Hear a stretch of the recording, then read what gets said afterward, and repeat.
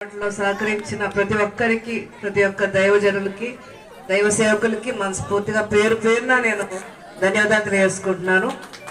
తప్పకుండా ఈ నూతన ప్రభుత్వాల్లో క్రైస్తవులందరికీ కూడా మేలు జరుగుతాయి.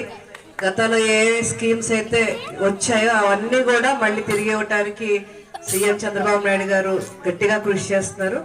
అదేవిధంగా క్రైస్తవులకి ఒక సెంటర్ కూడా అమరావతిలో ఏర్పాటు చేయాలని చెప్పి మరి అప్పట్లో ఆయన గతంలో సీఎంగా ఉన్న ఆలోచన చేశారు. కానీ ప్రభుత్వాలు మారాక ఆలోచన వారు మరుగున పడేశారు. మళ్ళీ తప్పకుండా ఒక మంచి సెంటర్ అమరావతిలో క్రైస్తవులకు ప్రత్యేకంగా కన్వెన్షన్ సెంటర్ ప్రారంభించి మరి అనేక సేవలు ఆ సెంటర్ ద్వారా మళ్ళీ స్టార్ట్ చేస్తారు. గతంలో ఇజ్రాయేల్ యాత్రలు ఇవన్నీ కూడా మరి జరిగేవి, గత 5 సంవత్సరాలు జరగలేదు. మళ్ళీ ఆ యాత్రలన్నీ కూడా మళ్ళీ తీసుకొస్తారు. అదేవిధంగా క్రిస్టియన్ లోన్స్